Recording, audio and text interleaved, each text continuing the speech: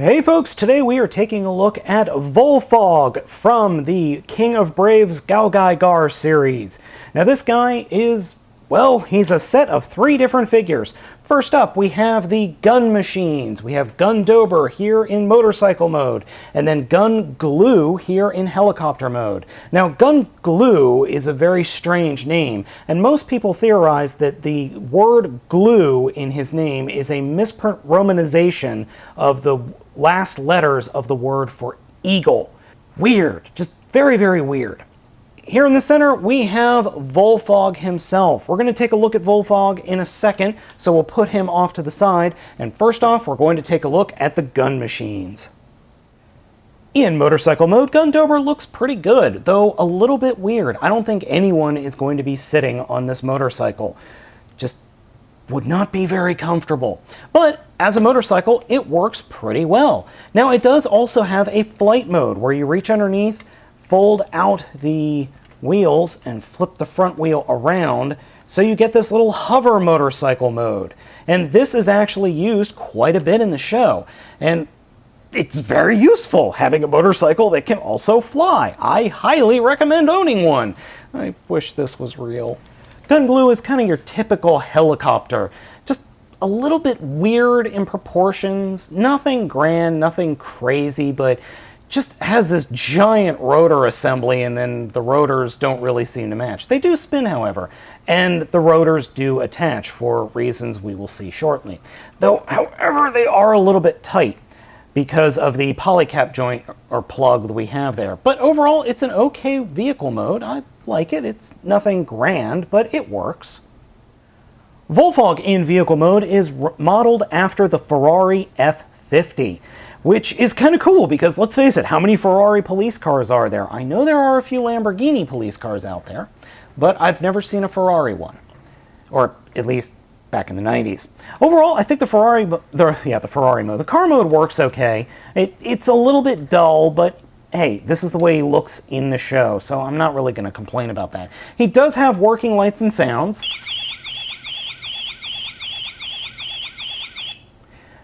And that's the only sound you're going to get out of this figure because he will not make any other unique sounds. And yeah, that is very high-pitched and very annoying. On the bottom of the figure, there is a door here that you have to unscrew, and then there are 2 AA batteries housed within. Overall, though, not a bad vehicle mode, if a little bit plain, though the lights and sounds gimmick are painful. Transformation for the gun machines is very similar for both. We'll start off with a Gun Dober here. First, flip up the tail and make sure that the sticker doesn't come off on your finger. Fold out the wheels, and then take the whole rear assembly and fold it out and down, and then flip it around. And then take the mufflers and fold them back to form heels. Then just kind of fold these out of the way. Bring the siren bits down, fold them down to form the arms.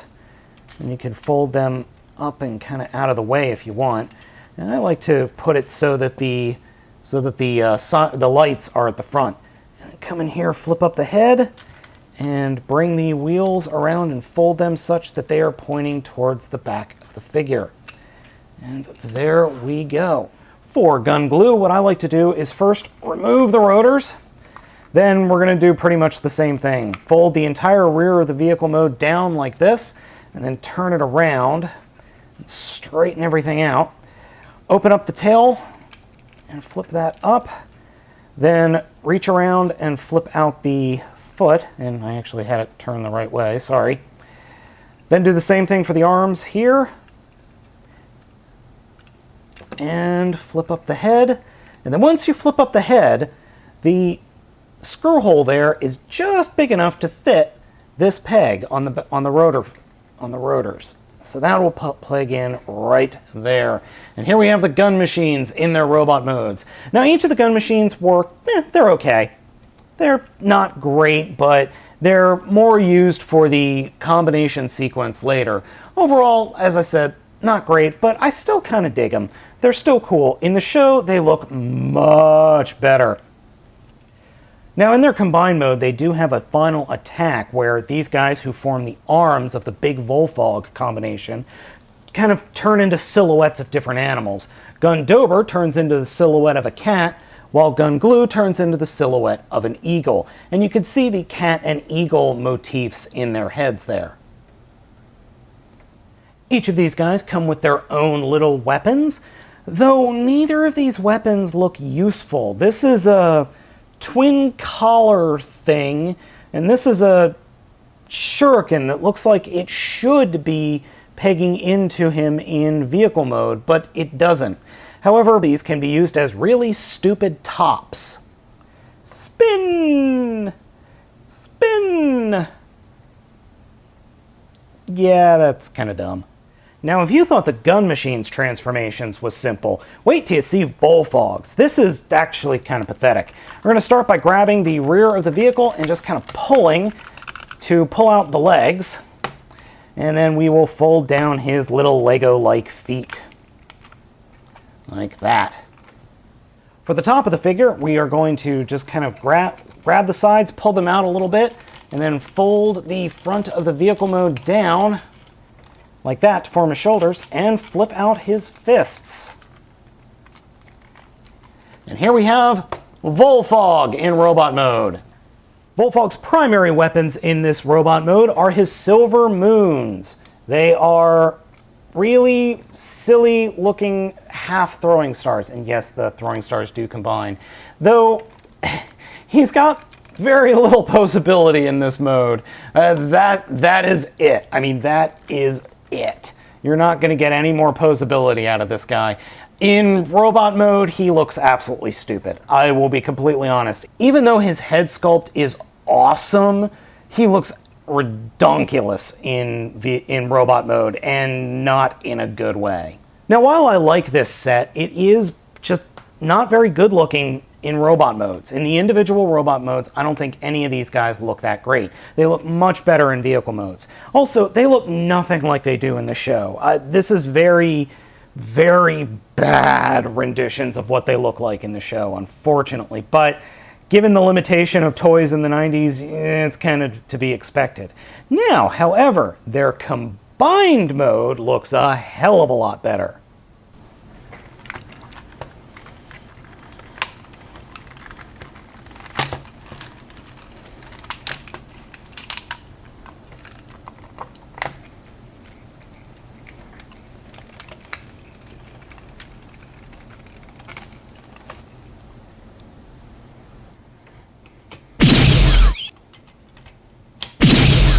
And here we have Big Volfogg combined. As you can see, the transformation is a bit more intricate, and you do end up with an actually bigger figure, which is nice. I do appreciate that. There are a few things that we need to add, however. First off, he does get his helicopter blades as a weapon here on the one arm, so they plug right in like that.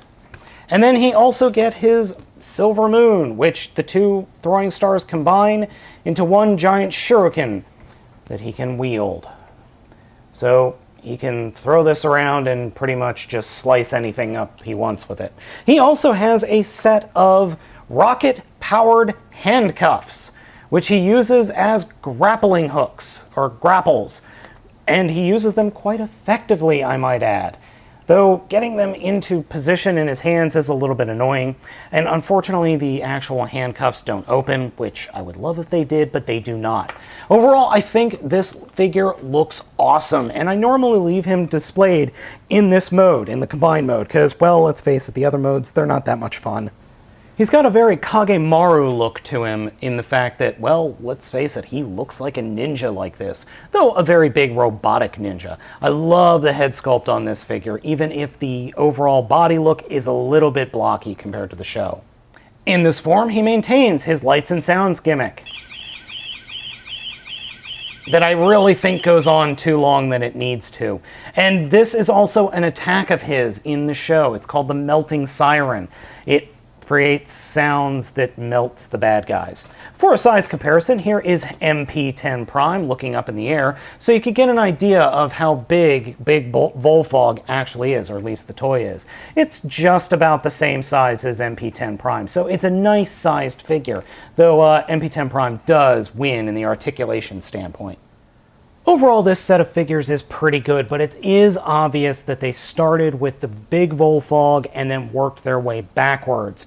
And that's kind of a shame, because I would really love to see these guys get some really good articulation and better transformations, especially Volfogg himself. I mean, this block brick look just does not work for the character. The character is freaking amazing in the show. You guys really need to check out GaoGaiGar if you can. So guys, I hope you enjoyed this review, and trust me, more Brave series toys are a-coming. Guys, I will catch you next time.